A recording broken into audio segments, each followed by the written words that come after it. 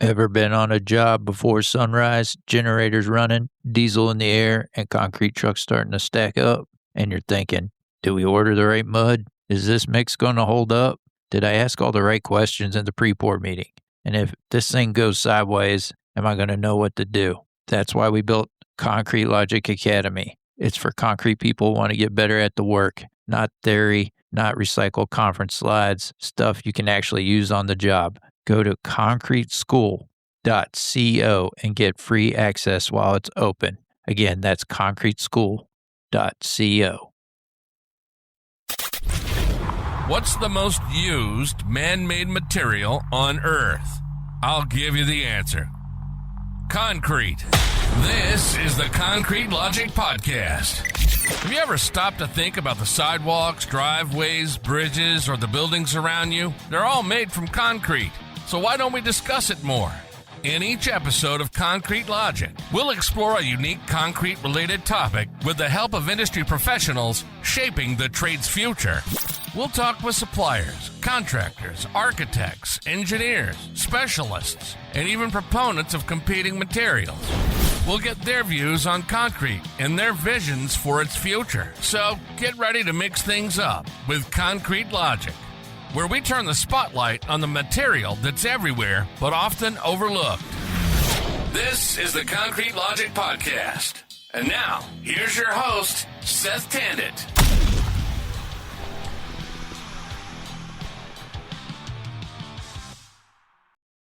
And welcome to another episode of the Concrete Logic Podcast. And today I have with me Mike Schneider. Mike's spent 45 years with Baker. Is that right? Just 45? Yes. Maybe longer? Okay, I got that right. Beginning as a project manager back in 1978 and eventually serving as senior vice president and chief people officer. He's also been past president of both the American Concrete Institute and the American Society of Concrete Contractors.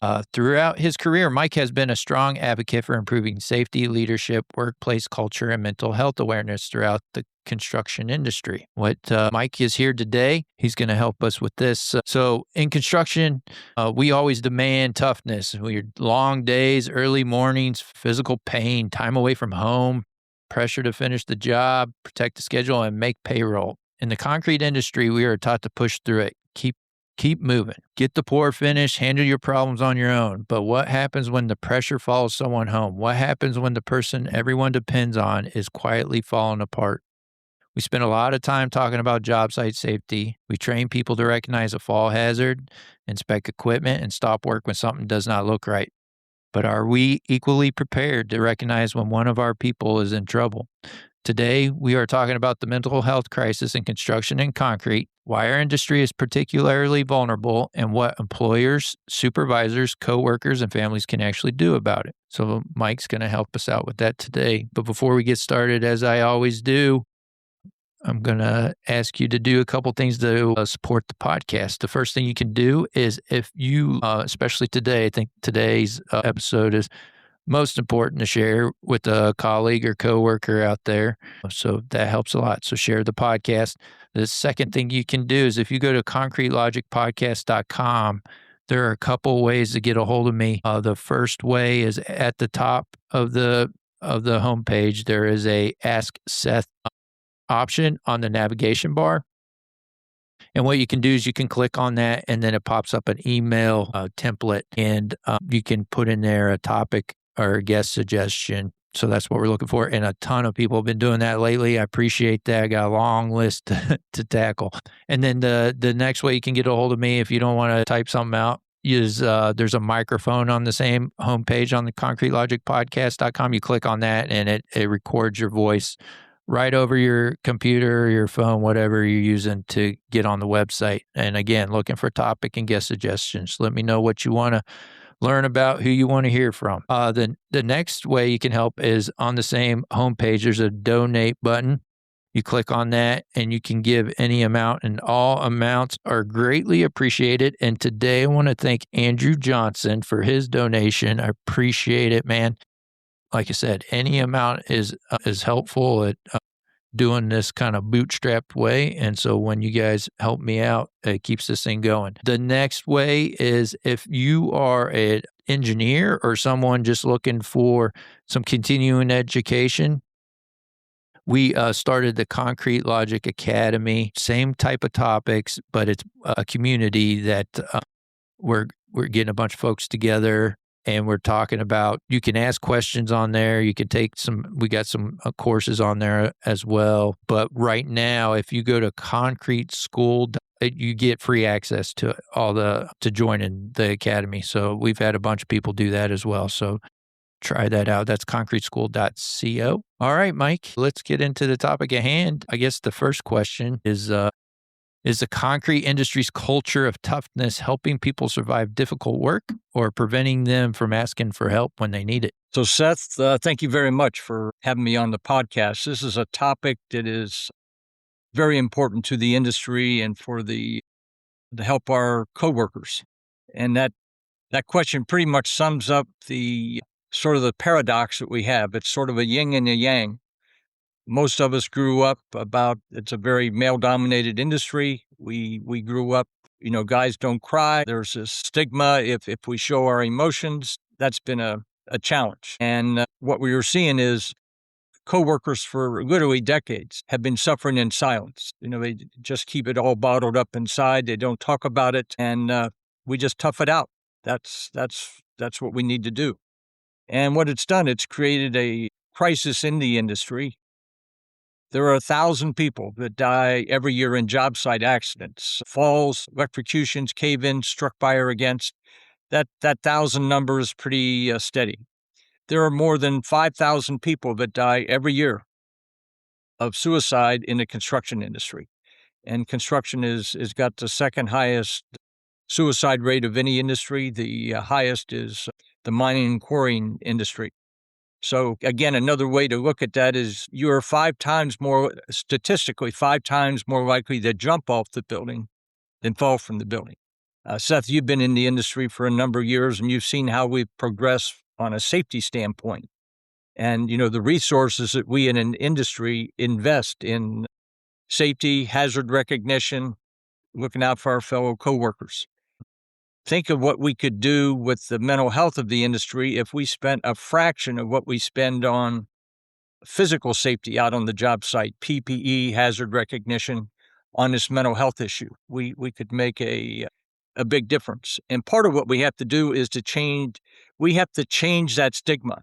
There's a guy named Cal Byers who's been very active in this space going back to about, I think, 2015, when he is retained by CFMA, Construction Financial Managers Association, to look into this mental health crisis in construction.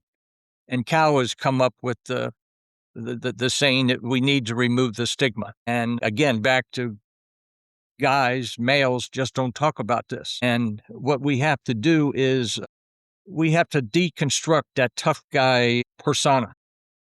First thing we got to do is just acknowledge that this thing exists. And, the traditional construction culture, it equates showing emotion, admitting to some side of struggle, asking for help. It's a weakness. And that's probably the biggest barrier we have to addressing these mental health issues. And it's a norm that we got to go challenge it. We've got to do that. We need to reframe what is strength. True strength is not going to be about suppressing our feelings. It's about being able to confront them and seek support. And leaders and peers need to model a new definition of strength. We have to show our vulnerability. We have to show our self-awareness. And we have to have the courage to admit when you're not okay, when you need some help. One of the things at Baker that we have done, instead of talking about mental health, we have rephrased it as mental strength. And that's, again, a different way of looking at it. We have to dismantle, there's always been this work no matter what. Just tough it out. This is what we got to do. And we have always held up on a pedestal the long hours, the constant overtime, working through pain, physical and mental. But when we do that, it leads to burnout, injuries, substance abuse.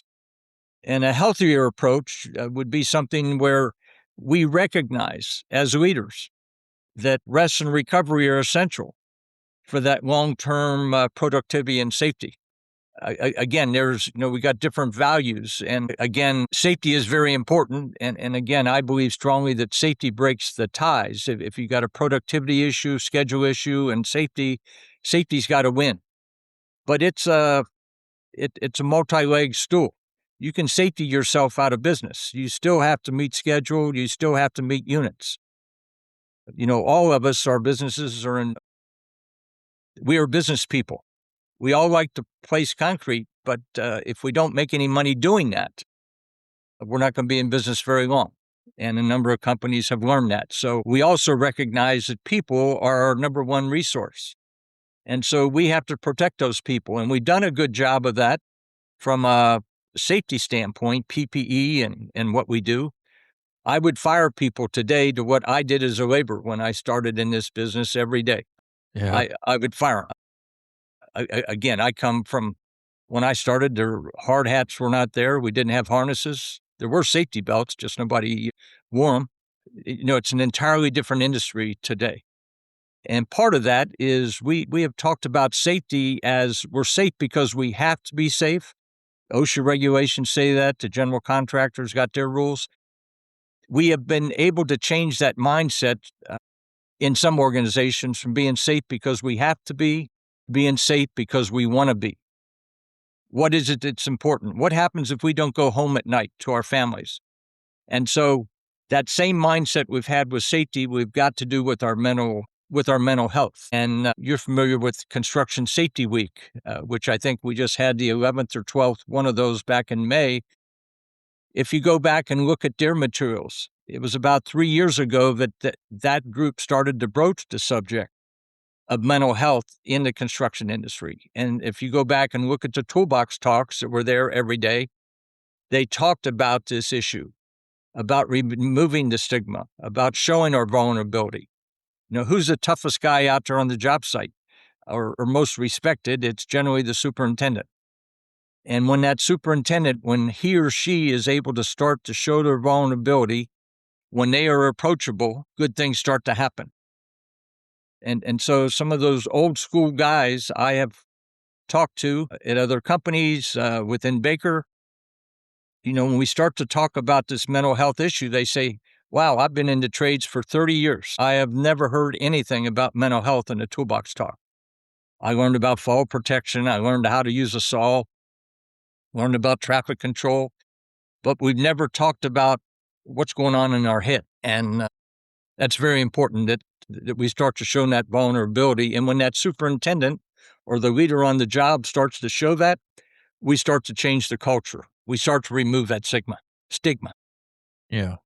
So talking about that, what are some of the things that you've seen that have helped with that? Like you said, from the superintendent role, what are some of the superintendents out there that are aware of this?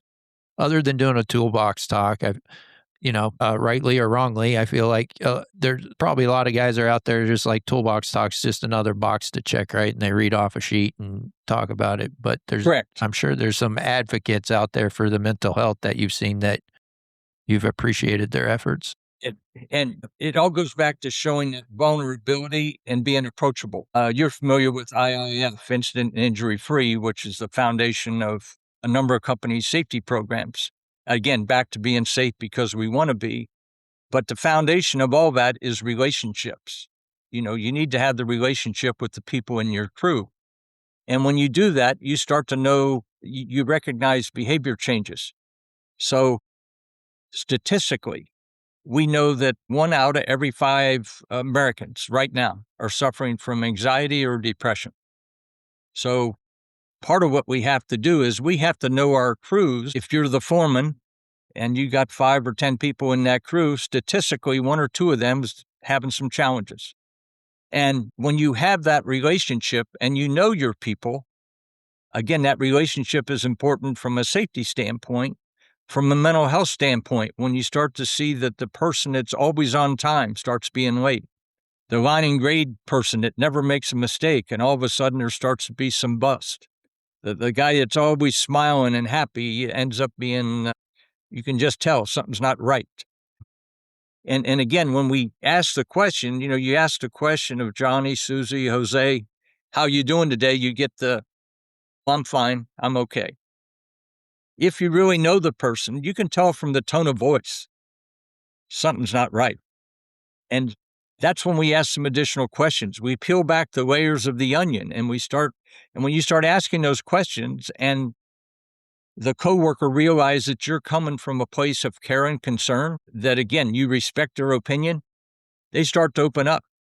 And it is, boy, don't ask the question if you're not prepared for what you're going to hear. But most people have just got that all bottled up inside them. And when they start to talk, man, it can just be like a geyser. I mean, it just starts to flow. Now, when that happens, that's our opportunity to help them and to get them the resources they need. One of the challenges we have as an industry, there are a lot of resources out there, but our people just don't know what they are. They are totally unaware of what resources are out there, and we have to do a better job of educating. And back to your question about, how do we implement this change? Again, it starts with basic conversation with our coworkers. And part of that, in most companies, foremen are required to have some sort of first aid training. We want them to recognize what are the signs of frostbite and heat exhaustion. And yet 1 out of every 5 is suffering from anxiety or depression. We don't teach them at all what to look for there. We're not giving them the tools. And so there are several things. It's like with first aid, we don't care whether it's National Safety Council or Red Cross. The important thing is they get first aid and be able to help people. Well, there is mental health first aid that is out there. There are classes. You've got a thing called Vital Call, mental health first aid, QPR. Those are all 3 groups that can address this, and they're all intended for frontline supervision, the foreman on the job site, department heads, within our shared services departments. There are tools out there for them to use. And so we as an industry have to help our people and give them the tools to be able to do that. Yeah. There was also the couple of the groups that you put me on. You want to talk a little bit about those folks, the Prevent Construction Suicide group? And yes. So there are a couple of things. First of all, there have been 5 conferences about mental health and suicide prevention in the construction industry. It used to be called the Working Mind Summit. And when the first one of those was 5 years ago in Denver, there were 250 people at that session. Last year, we were in Portland, Oregon for the 5th one of those. We had 627 people. The 6th one of those is coming up in the end of February. It's going to be in Chicago, and we were hoping to have 1,000 people there. So, this word is getting out, and there are 2 days of this conference that's, again, talking about mental health, suicide, keynote speakers, breakout groups. I've been to all 5 of them. I happen to be one of the co-chairs for this coming year's conference. And I would recommend that, again, the people who are listening, that you send people to that conference. In a perfect world, we get some senior management, people from safety, people from HR, people from operations. This issue is agnostic. It's not about what your role description is. It's about caring. And in a lot of organizations, they have what they call mental health champions. And those mental health champions have been identified.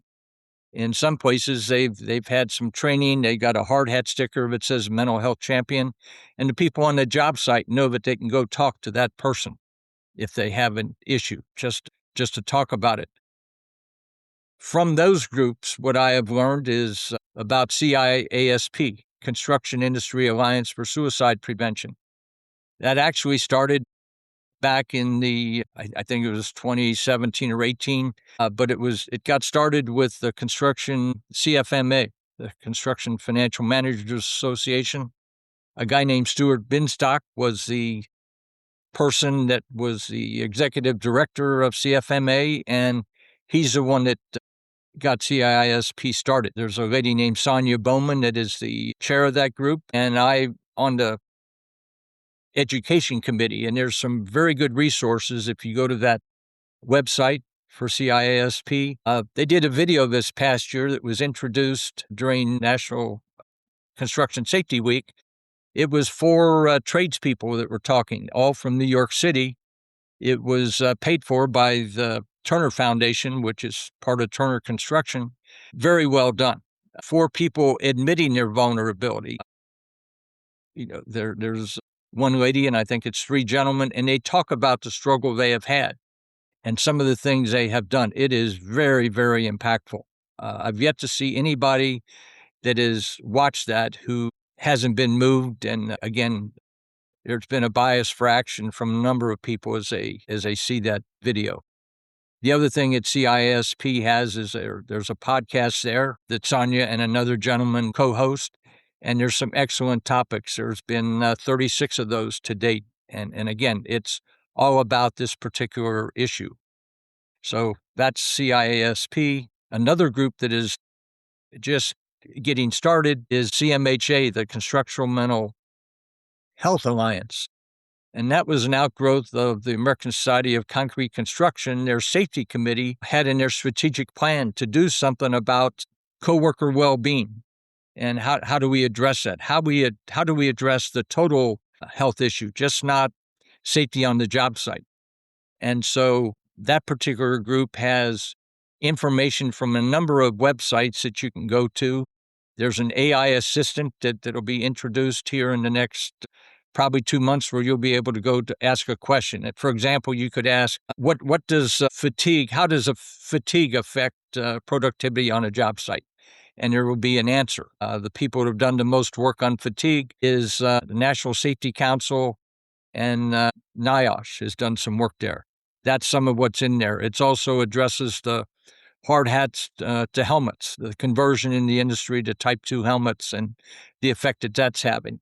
So CMHA talks about mental health, but it also talks about the fatigue, talks about the opioid issue. But those are resources that people can go to get some help. Yeah, I'll get those links from you, and we'll get them on the show notes when we send out the podcast. Another issue that's out there in the industry is opioid overdoses. Several years ago, there were 17,000 construction workers that died of overdoses. That is the highest of any industry. And there's a group led by John Gall, and it's about the proper use of Narcan or naloxone out on the job site. And the good news is that number, Seth, is reduced from 17,000 a couple years ago to last year it was 14,000. Now, 14,000 is still way, way too many. But that decrease has been attributed, one is we're just starting to talk about the issue and getting people help, but the other is the use of Narcan. And again, there's some companies that have Narcan or naloxone in their first aid kits, just like you got Band-Aids and tourniquets in there. So there are some things out there. There's just a greater awareness, in the industry. Yeah. Yeah, I think these, like I said, I'll get all those links from you, and we'll put them in the show notes when we send them out so people can find them and everything. But the big thing, it sounds like, is that we got to just start talking about it and letting folks know it's okay. It is okay to show our weakness.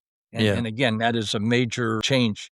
Another link that we'll want to put out there is something called man therapy. And some of you may remember Mr. Bill on Saturday Night Live. Seth, do you remember Mr. Bill? I think so, yeah. We had sort of a demented sense of humor. And that sort of way the man therapy is out there. It takes humor to talk about a very serious subject. And so there's some excellent tools in man therapy that I would recommend that people go to. Another person, and I've already talked about Kyle Byers and John Gall, a lady named Sally Spencer Thomas is very much a leader in this mental health issue. And she had a brother who died of suicide. And she was already a trained therapist, clinician, and basically made the construction industry and this issue sort of her purpose in life. And as she's the one that started this, along with Cal, this Working Mind Summit, and has just been a leader. She also has a podcast that is very good talking about mental health. But she is very much an expert, works with a number of organizations trying to help them as a align, what can they do internally in their organizations from a mental health standpoint.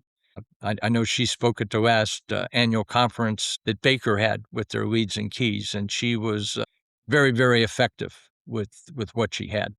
Yeah. Yeah, I appreciate folks that do that, but I think a lot of us want to hear from other construction folks. Like, I think they want to relate. It's hard to relate to somebody that goes around and does all these tours and everything, and they talk. Guys want to hear from the other guys that are doing the same work. That's what on the CIASP, some of the people that are on there, the speakers, are people that have had their own issues, and they talk about their own challenges. And in some cases, they had attempted to take their life, and fortunately, they lived. There's a statistic out there: for every 33 people that try to die of suicide, only one of them actually dies. So that's a hell of a database that's out there. And what they have found was they've surveyed these people is they are glad they survived. They were reaching out for help and nobody paid any attention. And they are glad they lived. And a number of them are out there doing exactly what you just said. They're telling their story to try and prevent other people. There are 50,000 people in the United States that try to take their life every year. So 50,000 died of suicide. That 1 in 33 statistic, that's 1,650,000 people that tried to take their life. That's a very sad testimony to modern life in the United States. The stress, all the different things that are out there. It's very challenging. Now, one of the questions is, why construction? Why are the numbers this high? And one of the reasons, it's sort of a perfect storm. We already talked about this stigma. We don't talk about it. We have tough schedules out there. We have to do that. A lot of people are away from home. And again, you're away from your family. You think you're doing the right thing, making good money, sending it home, and then you get a call from your spouse. Johnny or Susie is sick. They got in trouble at school, whatever it might be. And now it's, where the hell are you? Where are you when I need you? And again, that plays on the craft worker, the manager's heads that, they're not there. It's, we have conflicting issues, what we need to do. There's jobs, guys or ladies are making good money, overtime, and then the job ends. And now all of a sudden they've learned to live working on 60 hours a week, and now they got no job. And so there's financial hardships. There's a lot of veterans in our industry, and those veterans, they've got their own challenges with PTSD, and we know about the suicide rate in veterans. So you take all those things and add them together, the project-based work, the layoffs, the job instability, the work life, I'm going to say imbalance. We all want work-life balance, but that's easier said than done. So that's a challenge. And then just it's hard work. And, it's, one of the reasons for the opioid issues is just the soft tissue injuries, the backaches. And so, again, you don't get paid if you don't work. And so that's, the whole pharma issue with OxyContin and the fact that it was, quote, non-addicting has led to a lot of those issues. And so part of what we have to do is we have to create this new workplace culture of psychological safety. We got to provide accessible and confidential resources, EAP programs. Do your people actually know what resources are available to them? Again, companies pay for employee assistance programs, but if the coworkers don't know about it, it's of no value. Yeah. I didn't even know about ours till you told me today. Yeah. Yeah. And again, one of the things, as I talk to various groups, one of my questions is, one, do you know what 988 is, which is a 24-hour suicide hotline? But as I talk to groups, and I've talked to several thousand people over the past couple years, 40% of the people know what 988 is. And these are people that are in leadership positions, in the industry. So we got a education issue. Same with EAPs. Again, I would challenge everybody on this call, put it into your phone, that number. So when you're out on the job and you're talking to a coworker and they are starting to share that they've got some challenges, are you even aware there is an EAP, and give them that phone number. And if you got it in your phone, I have a saying, what interests my boss fascinates me. If you got the number right in your right in your phone and you're able to share it right there, it sends a message that this is important to you, as opposed to, hey, Johnny or Susie, I'll call you tonight and let you know. And so that's what are the chances that you're going to get back to them? So what's way more effective is to say, here's this number, please call it, and let me give you a call in a couple of days to see what they told you. The other thing that I would challenge people, if you're in a leadership position, is call your EAP, because they are not all created equal. And there's a peer group that I'm involved in, senior management.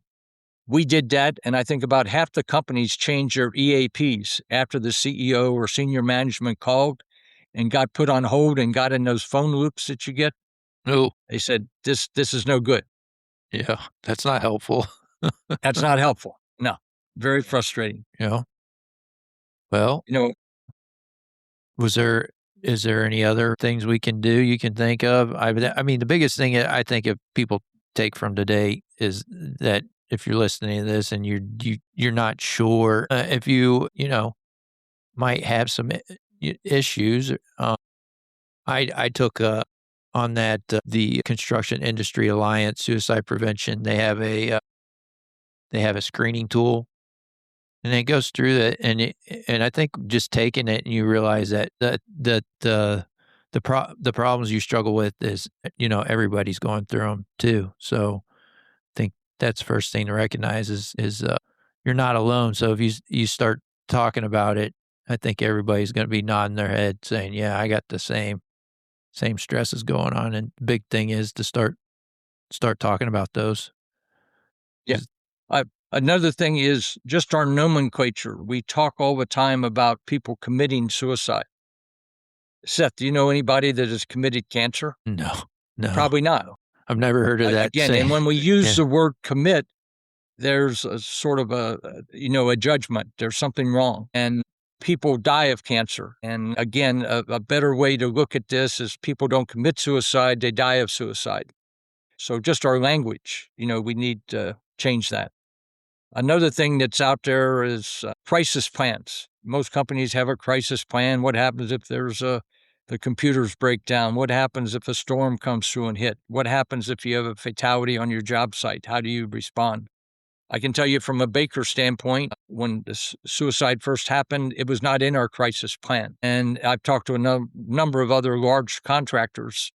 It was not in their plan. So I would challenge people who are listening to this, what is it you have to address when there is a suicide on your job site? There's something called postvention.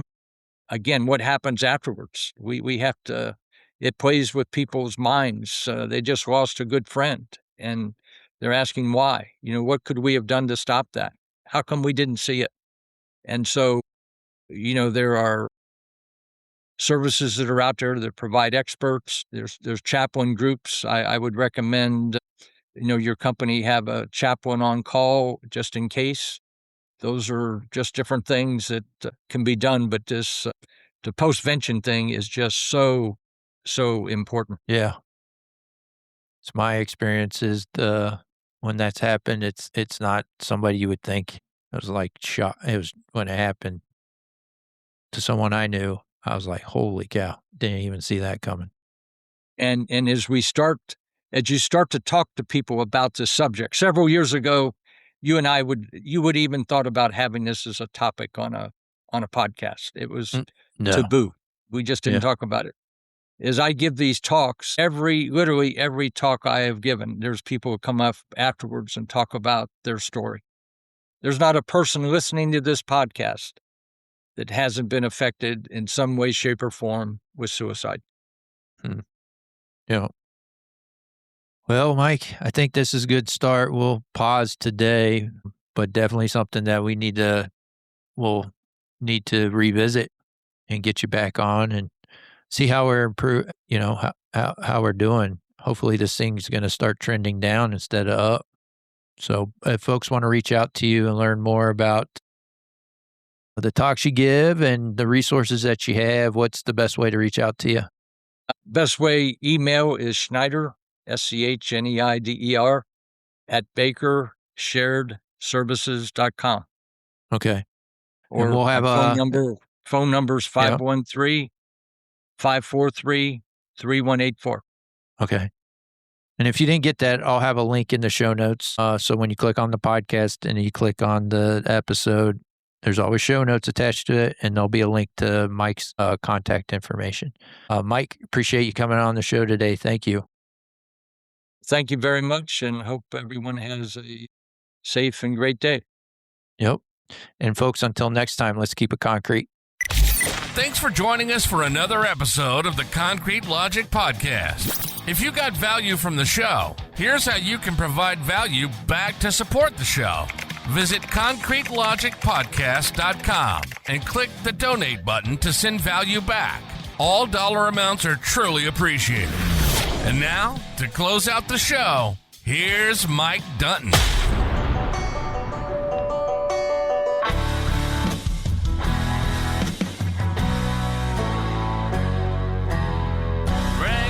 That alarm always sings couple hours before the sun comes up.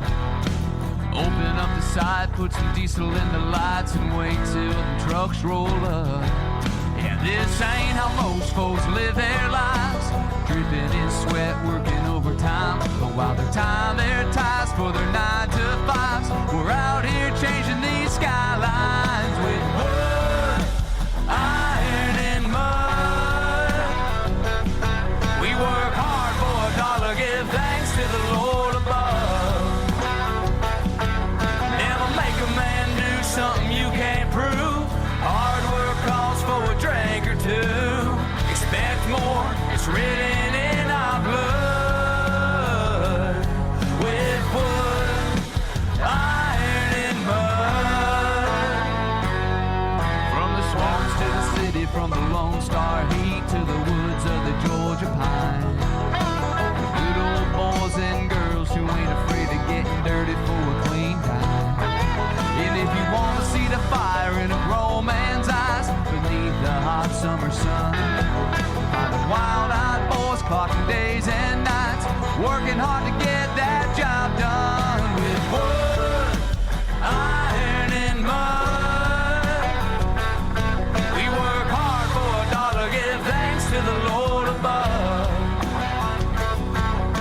The color of our collars ain't white or blue. We're all gray collar through and through. Expect more, it's written